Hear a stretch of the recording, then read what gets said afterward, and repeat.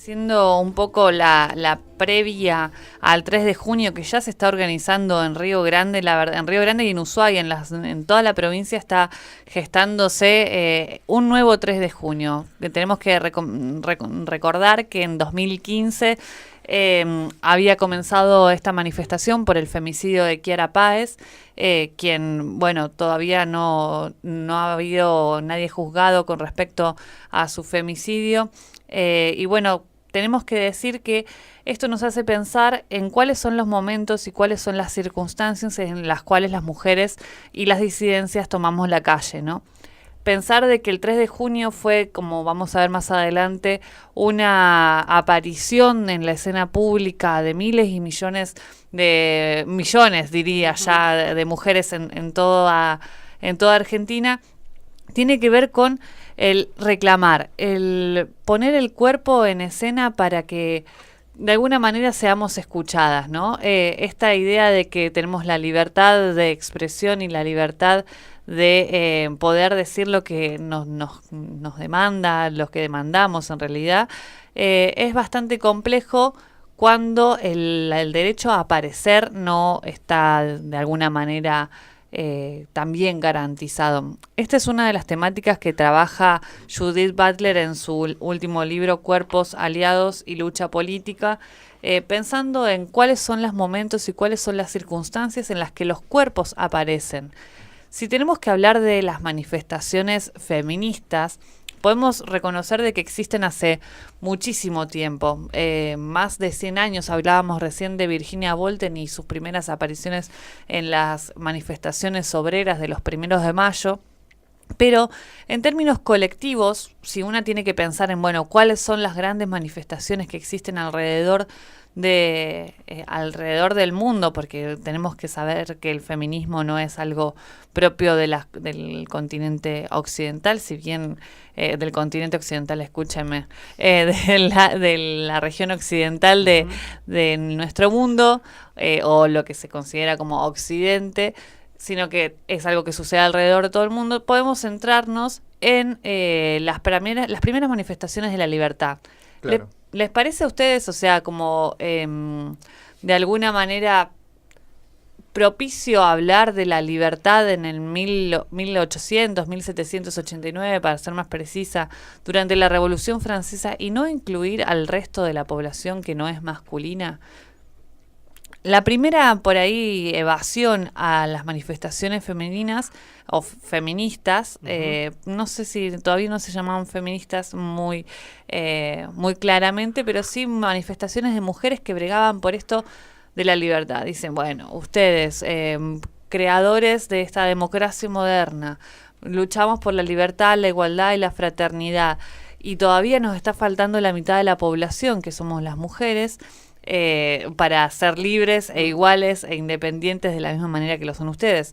Entonces, en esas declaraciones las declaraciones de la mujer y la ciudadana de Olympe de Gouges en 1791, podemos reconocer las primeras manifestaciones colectivas en pos de la libertad de las mujeres.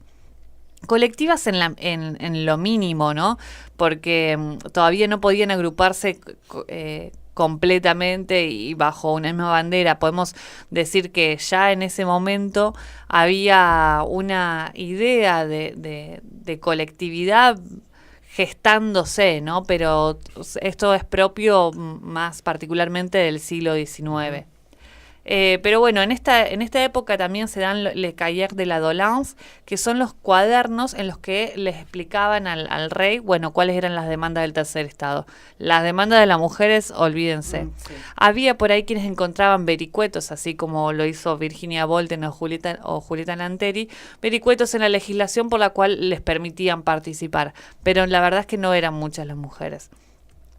De aquí pasamos ya a Estados Unidos, y esto ya lo habíamos nombrado hablando de la declaración de Seneca Falls en 1848, donde se relata específicamente cuáles son las características que tiene la situación de las mujeres en ese momento. Bueno, estamos luchando por la libertad de los negros, estamos luchando contra la esclavitud. Bueno, ganamos esa batalla Y ahora, ¿qué nos queda por hacer? Reconociendo que existe la posibilidad de que ahora, en ese momento, los negros accedan al voto, las mujeres decían, bueno, nosotras ahora es nuestro turno. Tenemos la mayoría de la población, ahora es nuestro turno. Y en esta declaración se siente algo como, y cito, la historia de la humanidad es la historia de las repetidas vejaciones y usurpaciones por parte del hombre con respecto a la mujer, y cuyo objetivo directo es el establecimiento de una tiranía absoluta sobre ella. Para demostrar esto, someteremos los hechos a un mundo confiado. El hombre nunca le ha permitido que ella disfrute del derecho inalienable del voto. La ha obligado a someterse a una de las leyes en cuya elaboración no tiene voz. Le ha negado derechos que se conceden a los hombres más ignorantes e indignos, tanto indígenas como extranjeros. Bueno, y así sigue como relatando cuáles eran las vejaciones o estas exclusiones que permanecen en la vida de las personas, de las mujeres en esa época. No es casual que la primera manifestación, gran manifestación, se haya hecho con respecto al voto femenino, ¿no? Si tenemos que hablar de, por ejemplo, las primeras manifestaciones públicas fuertes, son con respecto al voto. Tenemos la imagen ahí de las sufragistas, tanto norteamericanas como inglesas, que, bueno, ponían el cuerpo. De hecho, hubo quienes murieron en el intento de tener el derecho a voto. ¿Por qué les parece que el derecho a voto es algo como relevante en los primeros movimientos feministas? Calculo por el peso no meramente democrático en el sentido declamativo, ¿no? Bueno, podré votar mi candidato, sino que creo que da miedo que la mujer se meta en política estrictamente de la manera que sea, porque de a poco va a querer también ocupar esos espacios, ¿no? Que le corresponden. Sí, tiene que ver con eso y tiene que ver también con esta ampliación de derechos que se pretendía, ¿no? Esta primera oleada del feminismo que se reconoce como varones iguales a mujeres y por lo tanto con el derecho a tener los mismos derechos, es bien reconocido en esta época. ¿Por qué? Porque se cree que a partir de la democracia nosotras vamos a poder legislar sobre nuestras propias vidas, ¿no? ¿Quién más puede saber qué es lo que una mujer quiere que otra mujer? Bueno, estas ideas han sido rebatidas ampliamente porque sabemos que no todas las mujeres son feministas. Entonces, si bien ha tenido el comienzo en esa época, luchando por los derechos de voto, que en ese momento eran súper relevantes, salvo para estos movimientos anarquistas como el de Virginia Woolf, en el que consideraban que meterse en el juego del Estado es meterse en el juego del capitalismo y meterse en el juego de la explotación. Entonces, construyamos nuevas lógicas para poder dar cuenta de cuáles son nuestras demandas. Destruyamos y construyamos a la vez. Me pareció como súper interesante poder hablar de este derecho de aparición tan cerca del 3 de junio para pensar qué es lo que estamos queriendo con salir a la calle, qué es lo que estamos diciendo con nuestros cuerpos manifestándose, ¿no? Pensar también de que recién en la década del 70 la disidencia sexual ha tenido espacio en la escena pública, como manifestándose, hey, acá estamos y esto es lo que queremos.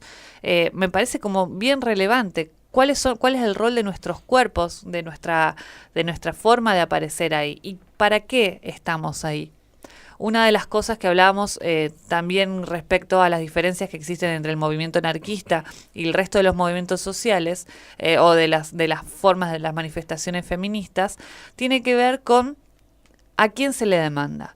Nosotras el 3 de junio estamos pidiendo por basta de femicidios, pero es necesario y es suficiente pedirle por basta de femicidios al Estado, al gobierno.